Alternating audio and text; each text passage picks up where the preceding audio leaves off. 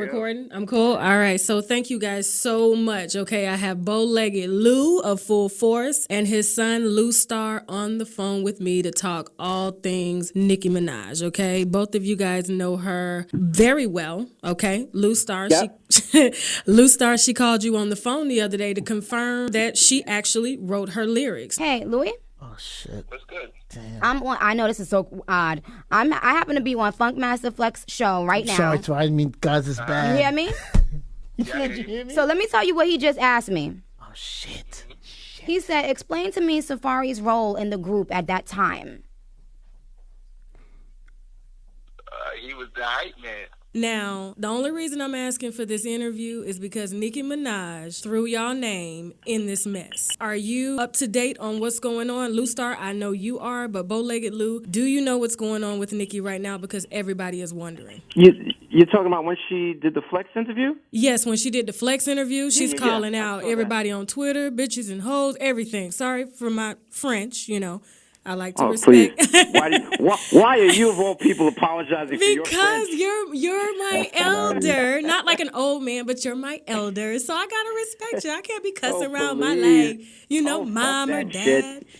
Oh, snap. She called you old. No, I did not call him old. I said he's my elder. That means he's just older than me. Yeah, you watched that. I'm young. Always remember What's that. an elder? No, Elder means like, wait, son, you're right. Elder means old.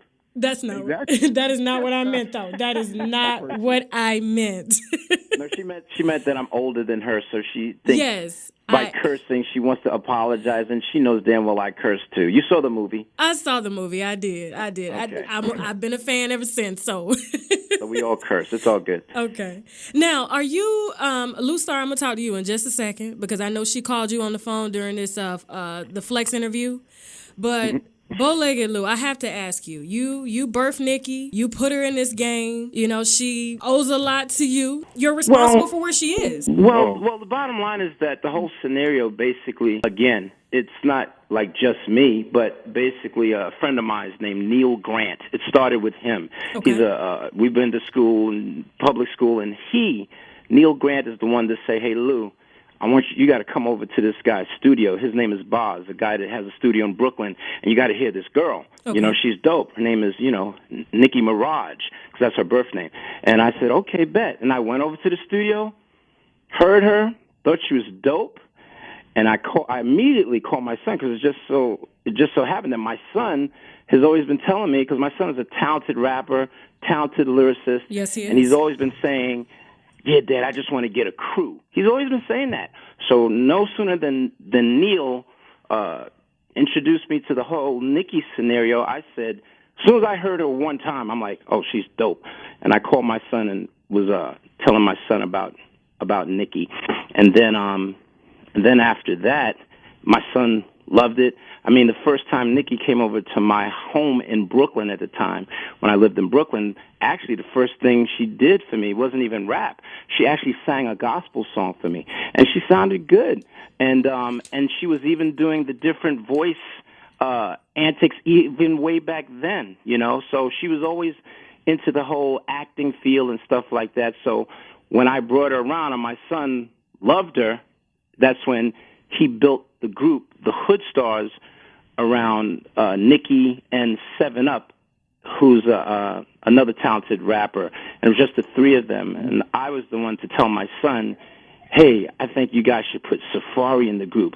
Even though the three of them didn't really look at Safaree as a rapper or anything like that, but he was a good entertainer, and I thought he was a great entertainer at the time, and I just thought with him doing his reggae rapping, because he's from the islands, his reggae stuff, it would be a good fit to the group. But initially, the three of them really didn't like it at all. They he can't rap, you know, because he was at one time my son's best friend at one time as well. So and then what happened is that we brought them together.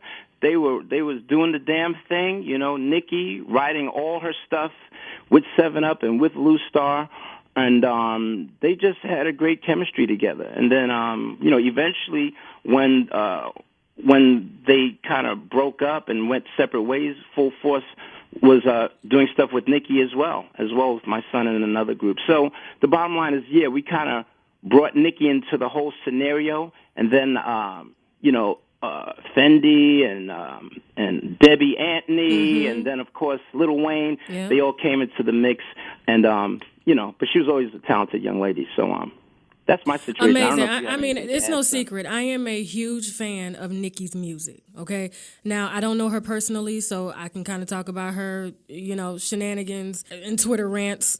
I just comment on those. But I want to talk about Safaree because it started with Safaree. LouStar, she called to confirm that with you. I mean, my dad's story is a little correct, but I mean, it's a little off. Okay. Well, when we first met Nicki, the way we did it, my pops called me and told me about this chick, and I think he heard some songs of her singing, and he liked the singing, but it's a record that where I think she was singing and rapping, and when she was rapping, what she's doing now, okay, yeah, he was like, yo, I think she sounds a little bit like Left Eye, like little Foxy Brownish type shit. And when I told my dad I was looking for a girl that's like the next Foxy Brown, like not too much Lil' Kim, but like a Foxy Brown. It just so happened that he heard that and he said, yo, I think you got to come here. So we had took a cab over there. No, I think we drove over there to Boz's studio, and then me and my dad heard the music by ourselves. And then they showed me the pictures, and I was like, oh, yeah, she cool. I like the look. And then I booked a studio session with the guy, Boz, to try to swipe her, to see, just to kind of check her temperature. So when we did the very first record, her rhyme was okay, but we was in our minds like we could write for her. I'm like, yeah, she ain't really saying nothing too crazy, but we could help her with it, or we could, like write for her or whatever. And then 7 Up was like, yeah, probably, whatever. Yeah, I mean, she got the look because when we met her, she had the white Beamer. She had the Gucci sandals on. She had the Chanel earrings. She had the whole package. Yeah, she fit the part. Yeah, dig. But when we did it, so once we got her to be down with us, whatever the case is, come to find out, she didn't want nobody to write nothing for her. It was like, nah, if y'all could do this, I can do this too. Like, this. So I showed her like how to count bars. And she learned what metaphors is, how to put a punchline together, just rhyming with us, and just going off on her own and like keeping up with us. And we just going in the booth and dropping 16s and throwing bars, and she just keeping up with the guys. And she really like nailed it. Safaree, he was just really around because he was my best friend at the time. He wasn't really he's not a rapper. Like, I'm not trying to play him. I wasn't trying to be negative. Like, I say that with all positivity. That's not what he does. He's like a funny guy. He's like a dope comedian. He's mad funny. So he's not like a rapper. No, he's not a rapper at all. He's not known in Flatbush for being a rapper. None of that. He's like Shitty Show before the social media shit. Like, that's what he's known for. I can see in that. Flatbush, like where he's from. He's a funny guy. He's super entertaining. So, back then, rap shows were kind of boring. So it was like, my dad always said, like, yo, when y'all perform, you can't really just go in there and walk back and forth. That's not entertaining. Maybe you should add Safaree to bring some type of entertainment element. Because when we would perform, me and Safaree would do like a routine and all type of shit and stage antics, and the show would be dope.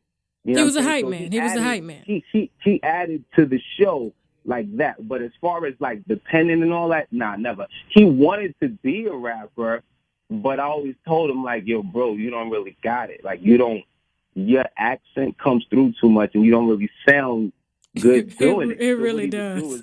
What he would do is he would learn my rhymes and he would know all my raps by heart. And like certain shit that I would do, if I didn't like it or I threw it away, he would take it back. I was like, nah, bro, I like this shit fire. And he would learn it. So when we went to the radio, he was feeding to get on the mic. We didn't really want him to get on the mic. He was just feeding to get on it. That's why, like, if you ever hear the K-Slate shit, he's last. But he was feeding to say something. So he's like, yo, bro, I got to say something. So what Nicki is talking about on the Flex thing is that is this kid that we know from the neighborhood who had a rap. Safaree actually learned this kid's rap, too. So when I remember we was on the radio, she blasted him. After he spit my rap, that whole "It's the next episode, we about to wreck the show." After he spit that, he spit his man's rap from off his block.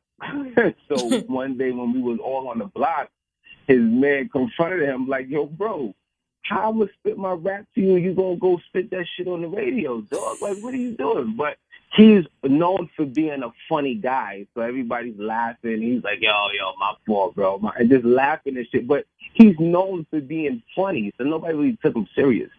So so that the reason why she called me is because she knows that we was like, she knows I know him for real, and we was like best friends back in the days, and she knows like, nigga, this nigga was in the group because of you. Like, he wasn't really a rapper, so for him to try to take credit for her skills, that really bothers her. But he sounds just like her. He throws. Yeah, but that's what he does. The person who he's with, like, if you would have heard him back in the days when he's rapping and you heard all my rhymes, he sounds like me. Oh. Everything he's doing now, he's emulating. He's doing LouStar. Like, that's what he's doing. All these metaphors and punchlines, that was all me back in the day. That's what he's trying to do right now, and it's not working because it's not him. So it's like, bro, that's not really you. That's not what you do. He posted, I guess, a new song to Instagram. I don't know the song, but he was actually spitting some bars. And I said, well, damn, Safaree, where'd that come from? It's metaphors. Anybody could get put together clever metaphors, but everybody knows that it's more to being a rapper than just putting together cool punchlines. You dig? It's the whole package. It's not just, yo, I could put these words together and I could do it real dope. It's your whole shit. It's the way you carry yourself. It's your integrity. It's your morals. It's what you stand for. It's what you represent. It's who you connect with.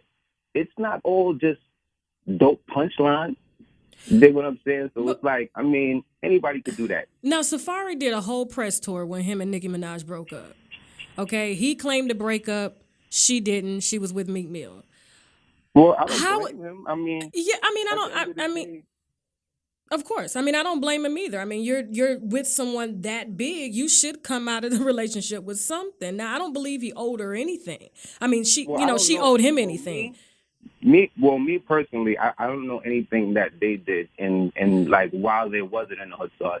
I can only talk about what happened that I saw from my own eyes. No. And that's what I want to ask you. I want to ask you, how did you feel about that press run that he was doing, claiming, okay, that he was actually writing for Nicki and he was 50% responsible for her career. And that was you and that was Bowlegged Lou. I didn't really pay attention to that. I wasn't really into it, and I don't really get into like all the blogs and the fighting and all of that. So I don't really know. I mean, I wasn't really paying too much mind to it. But when people try to debate me, I just laugh about it because I really know him and I know where he comes from. Like, Safaree didn't know nothing about rap until he got close with me. He was all reggae. That's what he does. Like, when he used to do rap, he used to take pieces from old reggae songs, like if it was like an old Bounty Killer part, he would take it and say, yo, bro, I want to say this. And I would switch the words around for him to make it into a rap. Wow. So it's like, when he says stuff like he wrote for her, I mean, for me, because of what I know from back in the days, it's kind of far-fetched. But I don't know what they did when I wasn't there. I can't say he did or he didn't. But she was always stronger than him. He had no bars, no experience in this at all. So Nicki came in the game rapping, but she wasn't doing what she was doing in the now. Hood Stars? No, yeah. He definitely did not. He learned everything when he was with. Oh, okay. Now, Bowlegged, that's where his whole rap career, music, whatever you want to call it, started.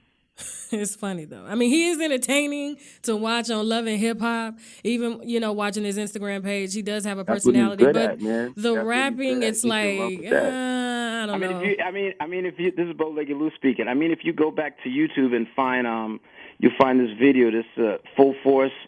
Lisa on BET 106 in Park.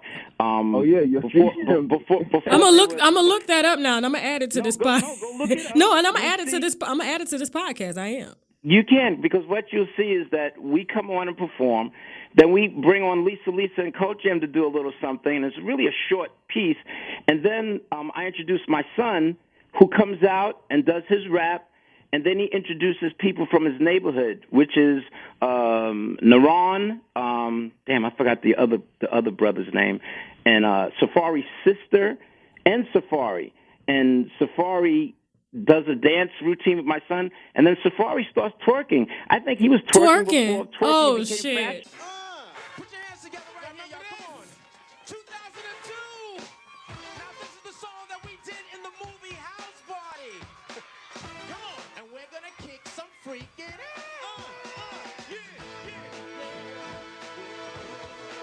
Come on, y'all, get it up like that. Come on, y'all. Here we go.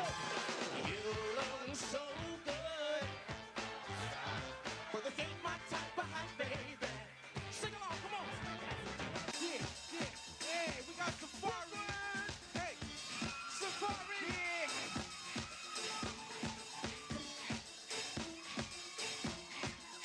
Get it up.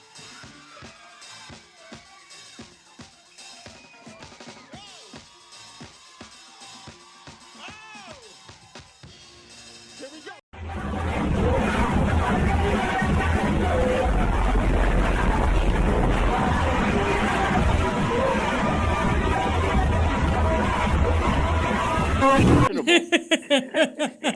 Well, I mean, if he's Jamaican, I can see. Entertainer. I forgot the other brother's name, When Louis. he, but listen, when he used to do that, the girls used to go crazy for him. So that's why They he still does go it. crazy for it.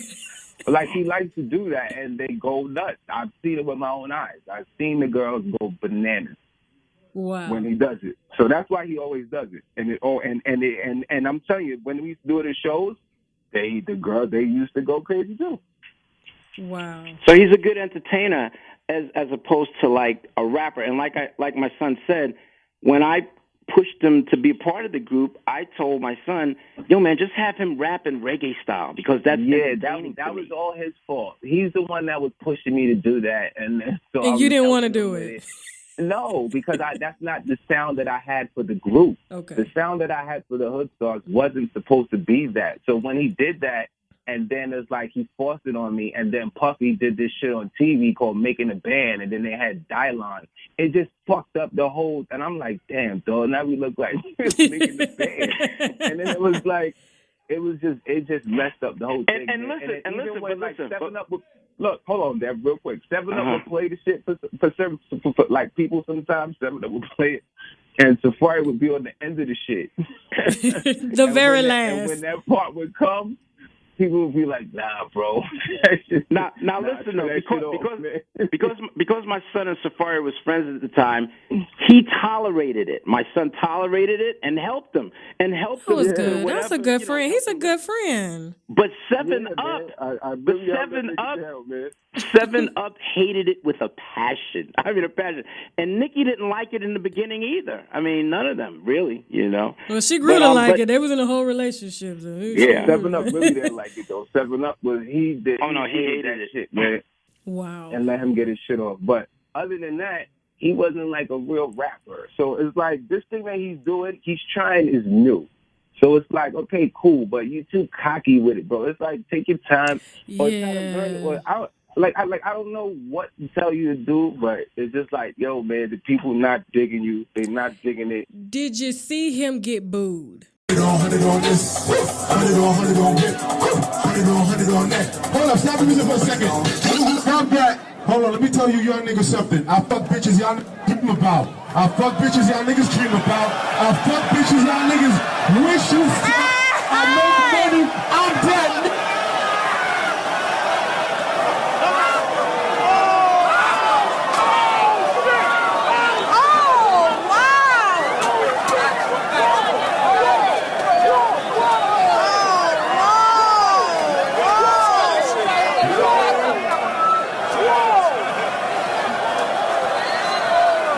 Is that what you mean by he's too cocky with it? I mean, yeah. Like, it's kind of like humble yourself a little bit, man.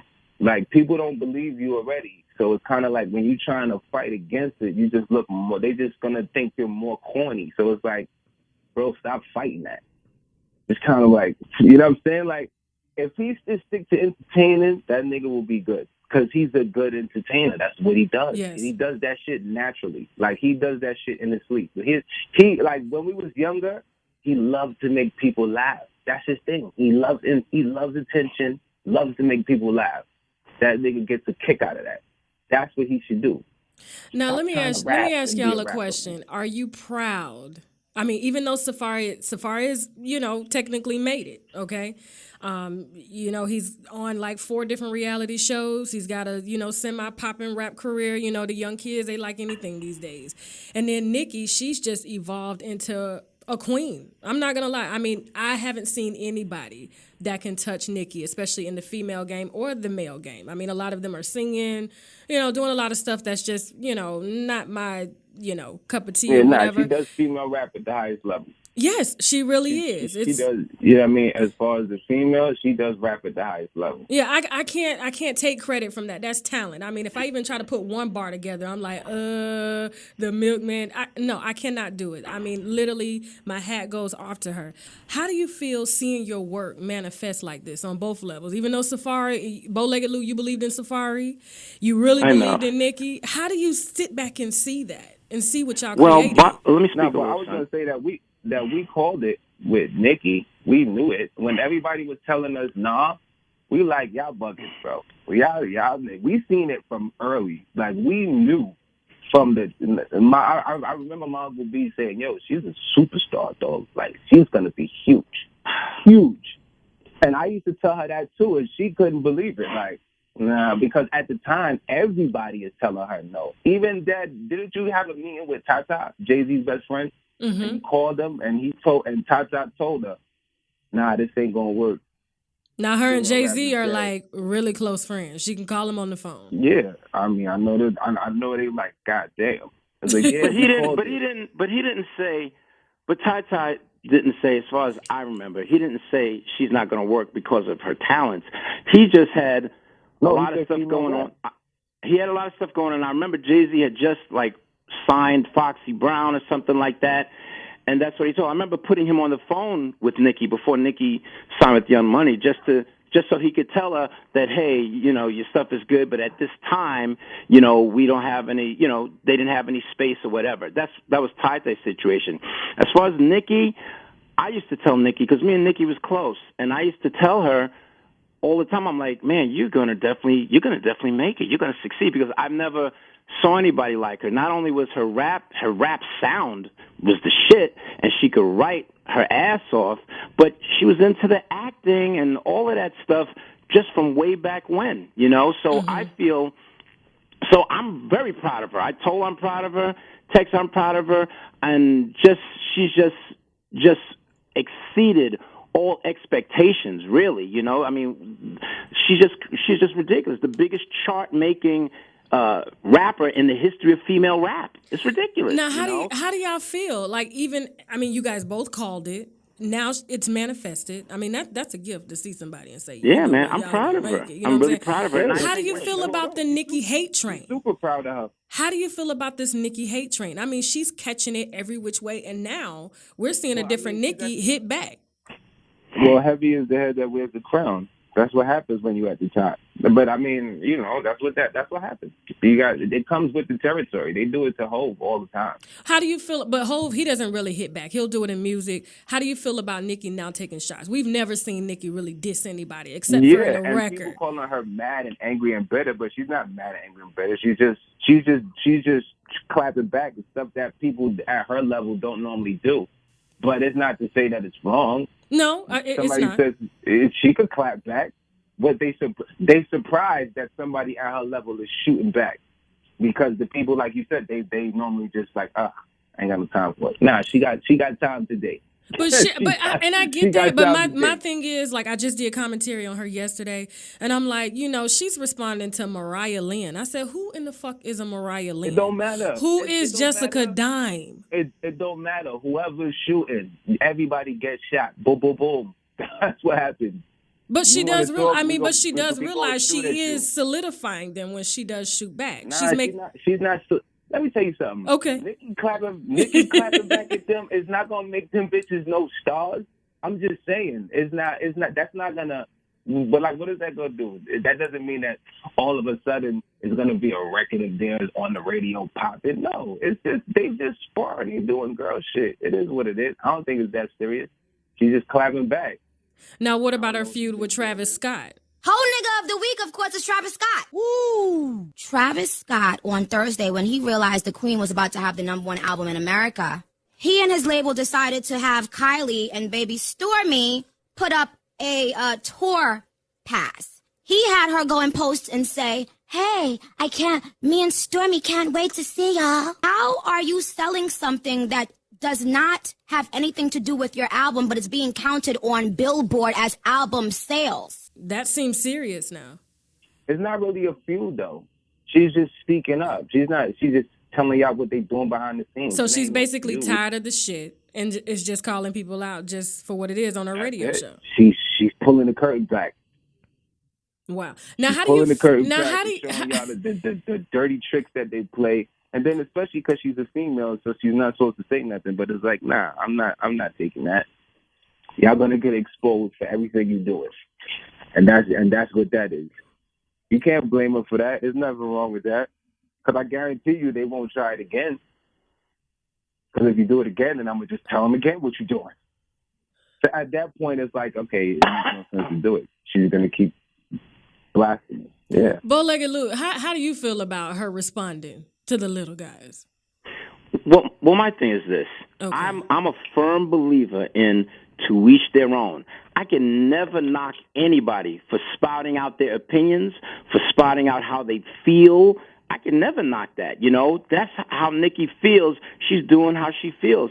And listen, the bottom line is we all know how the record industry is anyway. You know what I mean? It's cutthroat. But my thing is that Nicki has broken records in this whole market. She's a legend already. So my thing is that if she feels a certain way, that's her. She let her do her. I can't knock her. Just like I can't knock when 50 Cent come out and be on anybody. He's in a beef every day. He's in a beef. And that's like with anybody. Yeah. I'm not going to knock 50. No. You say what you want to say and how you want to feel, you know? See? Like, why? I don't know why people get so up in arms when people are voicing, like, you know, she's saying but she has a right to do that. She has a right to do that. It's not like she can't. What? So she's not supposed to do that? She has a right to do that? I guess because we've seen her be different, quiet. She only spoke through the music. And now all of a sudden it's like... That's kind of like what you said. Like before, the people at that level, that's what they kind of do. But that don't mean that that's the way to do it. Who's to say that their way to do it is right? You dig? It's their way, and that's the way they want to move. They move. Now, how do you feel about everybody comparing Cardi B to Nicki Minaj? Now, I'm not asking you to diss Cardi B or anything like that, but I mean personally, I wouldn't diss Cardi. I wouldn't diss any doing her thing and see her family. That doesn't make sense to me. I mean, that's what who else are they gonna compare her to? I mean, I don't really think there's a comparison at all. Nicki's at the highest level of rap. So it's like whoever else comes in the game and they make any little noise, they're going to compare them to Nicki. That's what they're going to do. It's like what they do if there's any hot rapper that comes in the game, like up and coming, they're going to compare him to somebody, oh, he sounds like this. Like they said, Young Thug sounds like Lil Wayne. But you know what I mean? This person sounds like Drake. Like, you know, that's just what they do in hip hop. That's barbershop talk. And that's like in everything. I mean, look how many times they always compare. Jay-Z and Nas. Yeah, and not only hip hop, but look how they compare LeBron and Michael Jordan. Like still to this day, you know what I mean? Mm-hmm. So they're going to do that with any and everybody. I guess because they look at it as more so cat fight between two women. It's not really a beef per se. But it's not even. It's not like I don't see no cat fight. I don't think Nicki's talking to just her per se. I think Nicki is just speaking out about her opinion. I don't think she's directing it at anybody in particular. I don't know why people always think she's talking about Cardi. She's not. I guarantee you she's not. Okay. I mean, you're pretty close to her. I mean, she's calling you on the phone. I doubt that's not her focus. Man. When you're at the top, you're just speaking out defending your crown. You're not really. It's not anybody in particular that you. And I doubt she has beef with anybody. She's just defending her crown. She's defending what she stands on. There's nobody in particular. She's just defending herself. That's why it doesn't matter if there's anybody calling her out, Mariah Lynn, Cardi. It don't matter if anybody got anything to say. If there's shots coming at the crown, she's gonna defend it. So it's not anybody in particular. I doubt it is. I doubt she's giving anybody direct energy.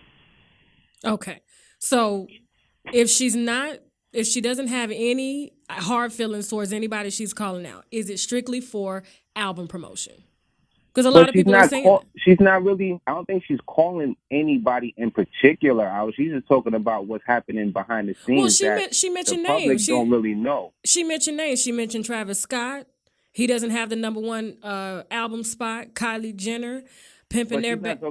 But she's not talking about him personally. She's talking about the machine behind the whole thing because she's talking about the merch that sold, and that's like this. What I would think that she's talking about the machine that's behind them. I don't think she's talking about these people personally. Like I don't think she personally has a beef with Travis Scott himself. Like I don't think it's that deep. I think it's the machine and the people who work his project and like the promotions and like the things behind him. Okay. I don't think it's I can't confirm nor deny, but I do know that TMZ personally found out that he did have his seats moved from Nicki Minaj at the VMAs. He didn't want to be next to her after she tweeted about that. TMZ confirmed that Travis Scott wanted his seats moved away from Nicki Minaj at the VMAs, and this was right after she had blasted him and the baby and Kylie Jenner on Twitter. So I guess he took it personally. I read about that. Yes, Travis Scott, stop being a little chicken, Travis Scott. Damn. But here's the deal with that situation. The situation is this. Hold up, Lou. Hold up, Lou. Travis Scott said that because of what Nicki said, of course. You know what I mean? But she was spitting, like my son said, she wasn't spitting about him personally, just about the machine and whatever. So I think because she said all of that, Travis Scott said, "Oh, well, move my seat away from Nicki Minaj." No. He didn't have no right to be scared. That was a bitch nigga move, though, for real. Nah. You're not going to try to play Travis Scott because I fucked with Travis Scott. But I'm just saying, like, if you asking to move your seat away from a chick, now I want to ask y'all, okay? Nicki's been having a meltdown, okay? I just listened to an interview of her crying. Don't ever in your life doubt yourself. Don't ever in your life. You're gonna make me cry. Don't cry, please. Thank you for paying for my school. I'm going to stay in school for you. Oh, God. I can't help it. Please, no. It's just that my fans are so special. And I fucking hate looking stupid and crying, but I don't give a fuck what they have to say about me. She was on the phone with a fan. What are you guys taking from all of this, being that you guys have known her for so long? I don't think she's having a meltdown. You don't think so? No, Nick is she chilling. She chilling. I don't think she's I don't think she's having a meltdown. I spoke to her the other day. Really? Do you mind you mind letting us in on that conversation? What was it like? I mean, she seemed fine. What was the conversation like? I'm not going to talk about that, but I'm just saying she's chilling. You know what I'm saying? She good. She not. It ain't really no meltdown. So she's not worried about her album sales. She's been calling out Travis Scott, a lot of the big labels. I mean, she just gave Travis Scott Whole Nigga of the Week for bundling his record sales. Now, every artist does that. Yeah, I mean, she's just talking about the techniques and what they're now trying to count as album sales and things like that. I mean, she was one of the artists that fought for streaming to count as far as the charts. She was like the main one, or like the first one to even speak up about that. So it's like now when you bundle your project and all that, that's cool. But if you're not selling actual music, then if the actual music is not what's being bought, then I don't think that should really count towards album sales if you're selling clothes. I mean, if that's what you're doing, then that's what you're doing. But you gotta keep it 100 and say that's what it is. It's really more clothes than music being sold, and that's cool. But just say what it is. Don't try to downplay.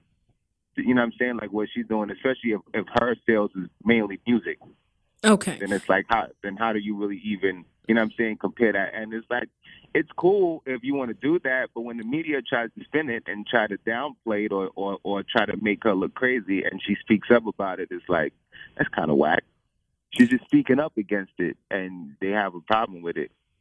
So, I mean, I don't know. So you wholeheartedly believe that Nicki's album sales were hindered and it didn't have anything to do with her talent? I don't think it was really hindered. I just think the way that they counted it up is just different these days. Like let's keep it a buck. Okay. We like, they don't really know how we counting these things anyway. To know what's platinum and what's gold, and because it's not like it was back in the days. Like, at least back in the days, you could go into, like, you know, a record store or maybe a Target or Walmart and buy an album. You can count it that way. Okay. But these days with the streaming and all that, who knows who's really streaming what, who's listening to what? You got so many bots and all this type of stuff going on. It's like, you don't really know what's platinum, what's not platinum. I don't know if these numbers is real. Like, we can't really count these things. So, I mean, I don't know if we put that much emphasis on numbers. It's really on the quality of work these days.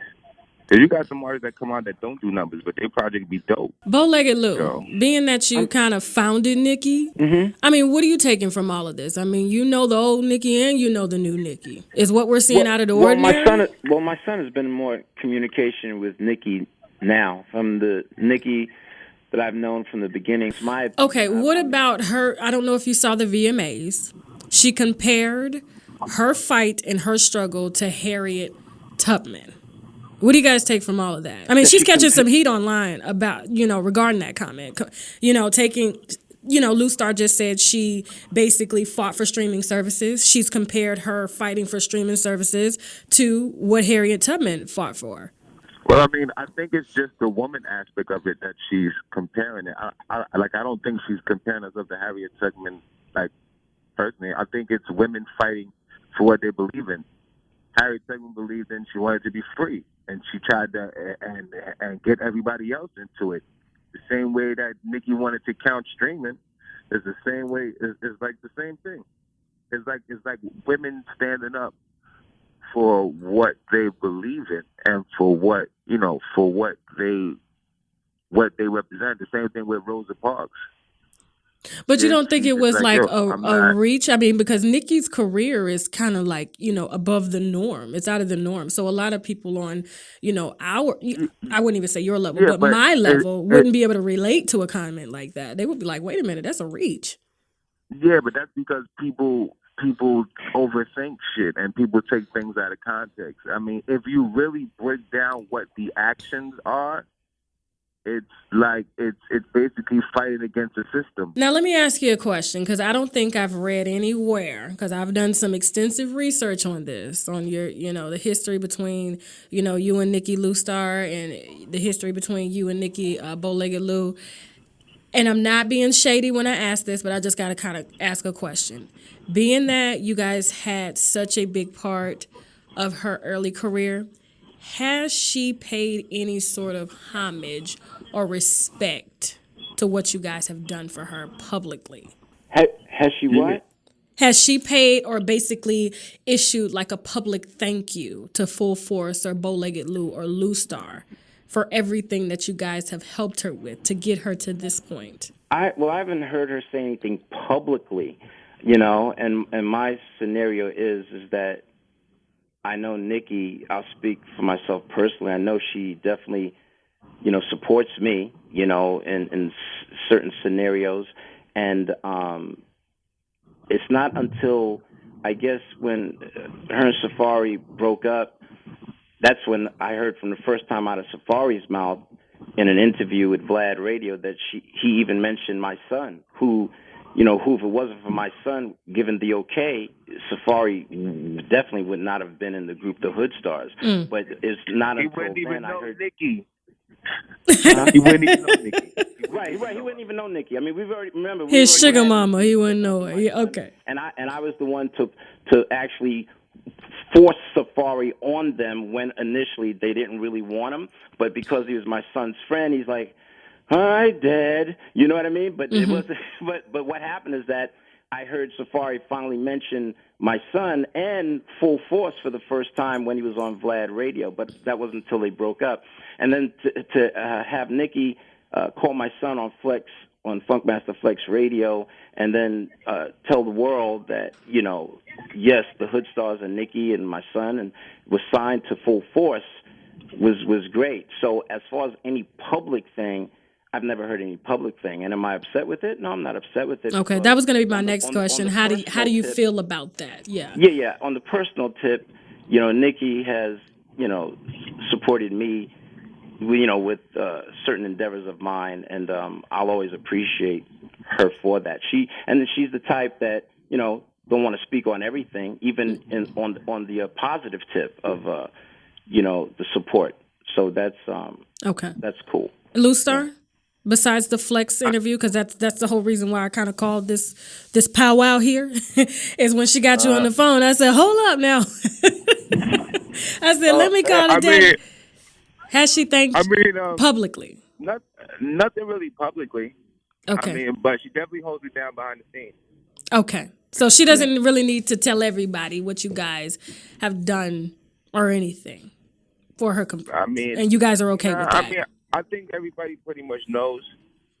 You know what I'm saying? But I mean, it would be dope to tell the story for real. So, but I mean, you never know. That might come up. It might happen. Okay. It might happen on Queen Radio. Who knows? Okay. We'll be looking forward. I mean, Queen Radio is extremely entertaining. Now, can y'all tell us something, okay? The audience. Something that we do not know about Nicki. It doesn't have to be private. Something about her career, something unique about her, anything. Because y'all know her. I can tell you something that nobody knows about her probably. That when she meets people, she likes to turn everybody's name, the first letter in their name, to a B. Really? So she likes to be silly like that. So she'll call you Basha. And she'll call me Bowie. That's interesting. Bafari. Okay. Bowlegged Lou, can you tell us anything about your daughter? Because you birthed her. She's not my daughter. Why do you keep saying that? Because you birthed her. Seriously. No. Stop saying No. Okay. All right. Louis. It's a compliment, though. It's a compliment. Yeah, no, I'm not being shady. It's a compliment. Yeah. Lou. Don't you know? But what happens is that Debbie Antony. I'm not saying anything. No, Debbie Antony, who used to manage Nicki Minaj. I know. Yeah. She was the first one to tell everybody that she was birthed by Full Force. Yes. And then raised by her. Fendi, of course, helped. And then she married into Young Money. Those was Debbie Antony words. And the bottom line is that, yeah, we initiated the whole Nicki Maraj scenario. And then what happened is that I don't agree with that, but go ahead. I'll let you talk. Okay. I say the Nicki Maraj scenario as far as doing the music, when she came into the Hood Stars, and then even after the Hood Stars, it was just Nicki and still grinding. And she didn't grind it after we parted ways amicably.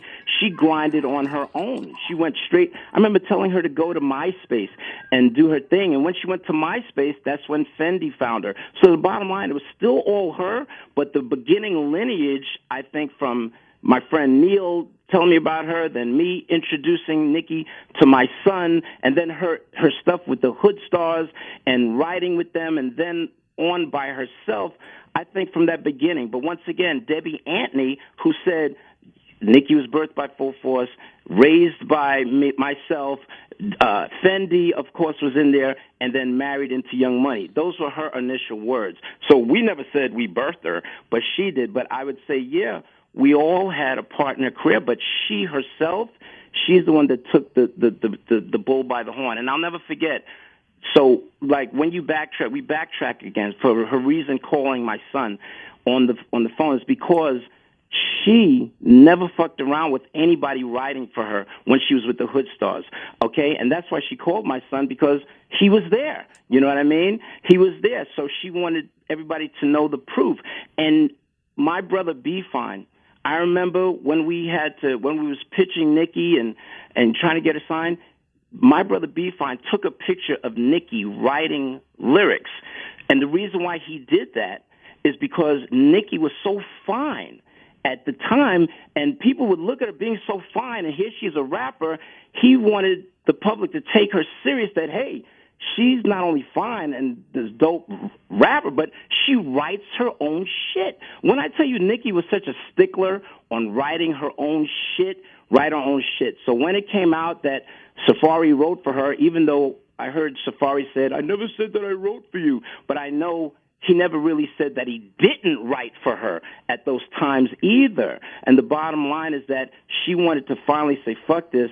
She did her new album, and she called up my son so he could verify that, him and 7up, because she always wrote her own shit. Like, always, you know, so. Wow.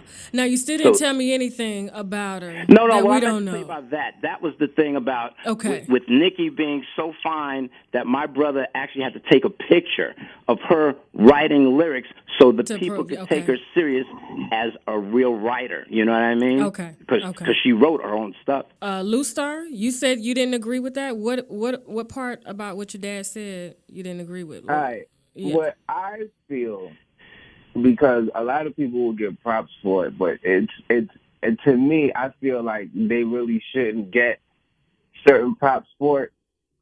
But for me, from my knowledge, because I was the one that was with her every day, I know for a fact that, like, she learned a lot from being with us in full force. As far as, like, becoming a real MC and a real lyricist, and then with my Uncle B, with doing the stage presence and the stage performance, and then with my Uncle Paul helping her with the singing, and then also learning the business part of it, because we had, like, a little writers publishing deal or some shit like that, and then we used to do like little deals or whatever, but she used to learn about like publishing, and so she had all of this knowledge already.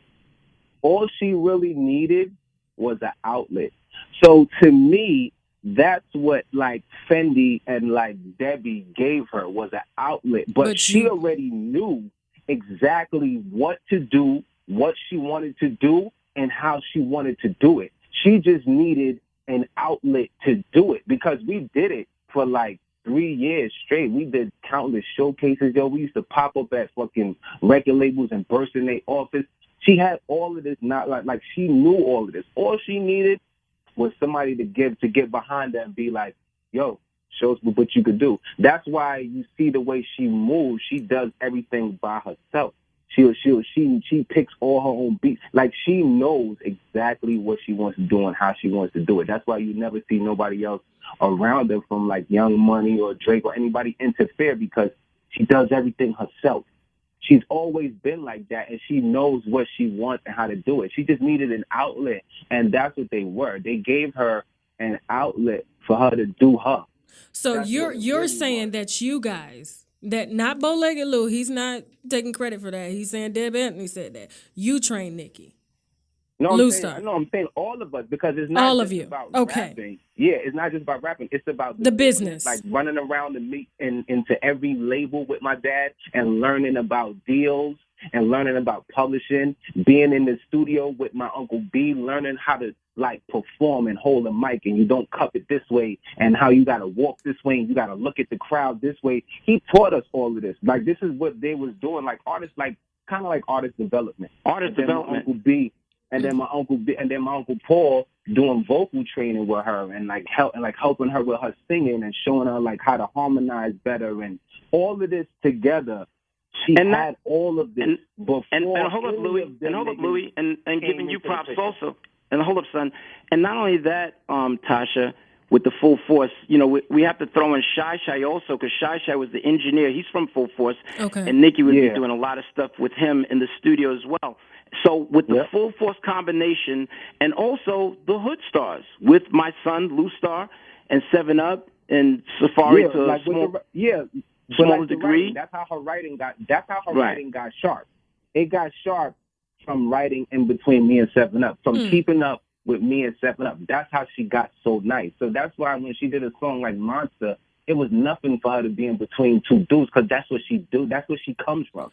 And spitting nothing but metaphors and punchlines, that's what we do easy all day. That's what we trained to do for like 3 years straight. That's what we've been doing. You know what I'm saying? So it's like she came from not knowing nothing about punchlines and the metaphors, none of that, to learning it from us. And I learned that from my Uncle B about punchlines and metaphors, and I passed that on to her. And she learned about metaphors and punchlines. So her writing got ridiculous from writing like, okay, this is how we do it. Okay, this is how we say it. And she learned flow and delivery from 7-Up on how to just rap and don't think about it too much and just fucking rap whatever you feeling and make it make sense. She learned that. She liked that. So she would pick little things from like me and 7-Up and kind of do it in her own way. And then she just became a beast, man. What are your thoughts on Queen? What are your that. thoughts on her new album, Queen? Bars. This is all bars. She's spitting straight metaphors on that. She got a lot of bars in there. And she's spitting reality rap too. And she's defending herself. She's defending herself and what she stand for and what she stand on, and that's writing her own rhymes. She's always been like that. Like, people think this is something new and she's clapping back. No. Like, yo, it was at a point where Nicki was broke. I'm talking about broke, super broke. And I think that you took it to a meeting with, I forgot, it was one of those execs. And then they wanted Warner Brothers? I think a rapper. No. I don't Okay, know. It was somebody. They wanted some rapper to write for her. And No. she just Okay, wasn't with it. let me speak it, Lou. Let me speak it. Go ahead, No, what go ahead. happened is that, you know, once Nicki was away from the Hood Stars and then we were just concentrating on just Nicki herself, you know, me and Nicki went like everywhere. We went to, you know, G Unit and, I mean, everywhere. But at the time, nobody was really checking for female rappers at the time, okay? But what happened is that I took a Hood Stars tape with the Hood Stars to Warner Brothers. And Kevin Lyles at the time was the head R&B guy over there, Kevin Lyles, who used to be part of Def Jam. And he heard the Hood Stars tape, and all he could keep talking about is Nicki. He said, man, I mean, I love the group, but that girl, something about that girl. So when they severed ties with Hood Stars and Nicki, I brought Nicki to see Kevin Lyles face to face. And Kevin Lyles sat there, because I knew there was a bidding war between Warner Brothers and I think Young Money after the fact. But she sat there, spoke with Kevin Lyles, and then Kevin Lyles told us, okay, I want you guys to go in there and see this executive, this A&R executive. And we went in there, me and Nicki sat with the executive, and for whatever reason, he wanted somebody to write some raps for Nicki. He literally said that. And, Nicki, and she was broke. Like, yeah, I just want like a ghostwriter on a couple of songs, and Nicki's like, hell no, I'm not gonna do that shit. She refused. Now remember, how much was the deal worth at the time? Right, she had no money at the time. There was no deal money there yet, but you got to remember, we're in Warner Brothers fucking Records. Yeah, we're in Warner Brothers fucking Records, a major label, and the president fucking loves her. She said, okay, I want you to see my top A&R guy. This is before any deal was mentioned, and when we're there with the A&R guy, Nicki is saying, fuck, no, I'm not having nobody write for me. Fuck another man writing for her, no bitch writing for her either, like nobody. So for whatever reason, this executive wanted somebody to write for her, like I think like maybe for 2 songs or 3 songs, and she absolutely said no. So at that time, she just said, fuck that deal, because she was not going to have anybody fucking write for her. And, you know, and I'll never forget that as long as I live. It's not like she was rich. It's not like she had money, and she still was like, nah, I'm good. She wanted creative control over her brand. Okay. That right there to me said a lot. I said, yo, you turn that down? Were y'all pissed, though? I mean, when she turned that down? Y'all been doing all that shaking and moving? You gotta respect that. That's what she's about. That's why when people try to take that from her, it hurts her. Like, and to be honest, just to play devil's advocate, Safaree knew that would hurt her. He knew that was basically the only thing that would get to her.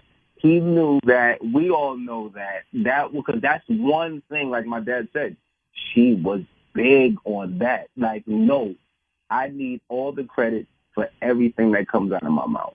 Everything. Mm-hmm. So that's why it's like when somebody say right for us, it's like, yeah, I mean, Nicki turned down a fucking deal. bro. Wow. She was broke. So for like somebody to write Vine, I don't know. It's kind of far fetched for me to believe it. I don't know. Maybe I'm crazy. Well, is there anything else you want to add before we wrap up this interview? Well, speaking for myself, Bowlegged Lou, Okay. we have some things. We have some things in the works as far as full force. We always have something, up our sleeve and everything like that. So certain things we won't speak about, but we're getting ready for like a new podcast and still some music and producing some. We're getting ready to come out with a new joint from a female legend. But we're going to keep that under wraps until it. Oh, come on now! You got to break that exclusive here. Before it becomes finalized, I'll tell you off the air. But before it comes finalized. But okay. So you got some projects underway. Now you said something during the Vlad's interview, real quick before I go ahead and get your official plugs from both you and your son. You said you had music from Nicki Minaj that nobody has heard. Can I get a part of a track? Can I get a verse for this podcast? Well, that's up to Full Force. Come on, Full Force. Just give me a verse. That's all I want. Just give me a verse with some bars and just something for the audience to listen to. Man, Dad of them got a dope album, man. They got a dope album in the vaults that's theirs. And if Nicki ever wanted to do it, then y'all would hear it. But I doubt that we will let that out. So so no verse for me. No verse, just the verse. Nope. But I'll tell you one thing. That you could go online and check. Okay. It's this song called "The Autobiography." Some of the best lyrics that Nicki has ever written, and she wrote that when she was doing her mixtape stuff, and it's called "The Autobiography," and it's actually produced by Full Force. And we have a gentleman on there, Sean Wright, who's singing on there. We're doing the background vocals, and it's some of the best lyrics she ever wrote. It's an autobiography of Nicki, actually. So well, I'm gonna close out the show. All her fans know that joint, but it was produced by Full Force for sure. Okay. But Nicki wrote all of it. I still can't believe I'm not even gonna get a verse. Well, you never know. We're in communication with Nicki now, in fact, I got something for you. If you want to, we could get to it on the plugs because I got something on my SoundCloud. Really? And that nobody's heard? Yeah, it's a little freestyle me and Nick did. Oh, okay. I'm out. She kills it, too. Okay. I'm going to have to play that on this channel. Seriously. I'm going to have to play that. Now, tell them, because once I link that, they got to know where to find you. LouStar. Can you go ahead and give them your IG, your Twitter, your Facebook, website, everything? Yeah. The IG is at LouStar718. LOUSTAR 718, and in my bio is the link to my SoundCloud, which is SoundCloud /LouStar Music, and it's actually a freestyle joint that we did on there with Dougie Fresh, actually, me and Nick. Wow! Now you know I got to pull this. Okay, this is an exclusive. It's called Goody Gal. We got Dougie Fresh on the beatbox, and me and Nick doing a little 16 bars. Okay. And this was when she first started with you guys. So this is rare sounds that we're hearing. Yeah, and you'll hear how clean and how dope she sounds even then. So, people be trying to take credit for it, but she's been dope, man. She's been like that. You said can't nobody take credit for that but you, for real. Like, So you ain't even going out like that. Now, Bowlegged Lou, can you please tell everybody, okay? Because you were Nicki's manager. Let us know what you got going on now in the community, because I know you're still working behind the scenes with artists and you got projects going on. I just let everybody know I have an organization called Hope with a Vision, and it's basically because I have a disease called retinitis pigmentosa, which it leads to blindness, but I don't own up to that. So I have an organization where we also help others. It's my president, Regina Hall, and shout out to Regina. I just did an interview with her. Shout out to Regina Hall, and I love her with all my life. But the thing is that we're helping people with with eye deficiencies. A lot of times the eye deficiency, the eyes is always bottom on the totem pole of cancer and diabetes. But there's a lot of things happening with the impaired vision, and that's what I have, and that's what a lot of people have. So with Hope with a Vision, which is VIZION.org,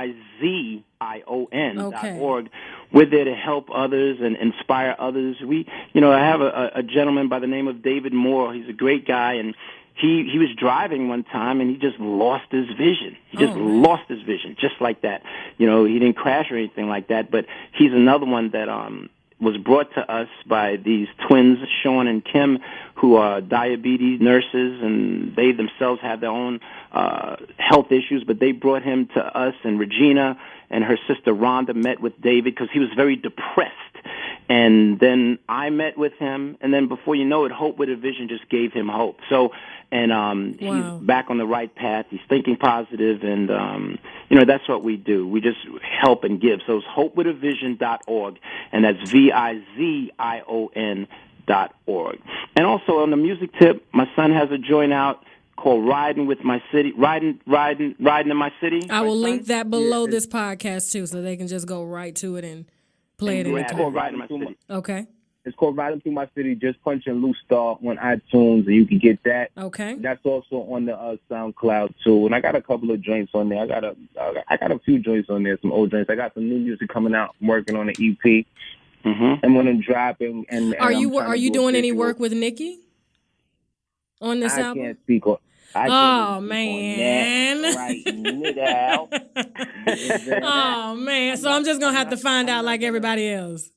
Yeah, pretty much. You gotta wait and see. I'll take that as a yes. I can read in between the lines. If you hear the Queen opinion. pop up, she might pop up. She might not. I mean, I don't know. Okay, well, we'll be looking out for the album. I will link that below. I just want to say one more thing, Tasha. One more thing. Yes. Well, I'll talk about.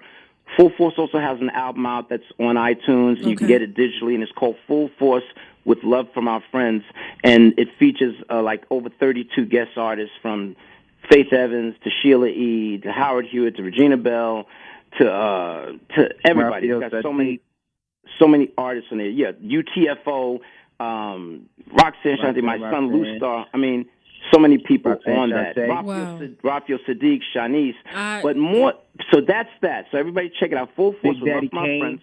Big Daddy Kane is on there. Omari Hardwick doing spoken word. Tevin Campbell. I mean, forget about it. It's dope. Yeah, but Tevin Campbell's on your album. Tevin Campbell. Okay. I'm gonna download it anyway, but I'm gonna go straight to that track now. I love me some Tevin Campbell. Full Force with Love from Our Friends. Okay. Now, besides that and all of this stuff that we talked about, me personally, I just want to commend you, sweetheart. Aww. Listen to me. I've been a fan of yours since I started, looking at, Tasha K, Unwind with Tasha K online. And when I found out from Regina that you was going to be at her birthday party / surprise wedding, I was excited. And then when I saw you there, I was excited to just meet you because I think you are very talented. You are very bold as a motherfucker. You don't give a fuck. You're very unapologetic. You sip your fucking wine through the glass, and you just say what you say, and your talent also, Now, that's big coming from somebody that told Nicki Minaj they was going to be a superstar. So I just got to You know what I'm saying? That's what I'm saying.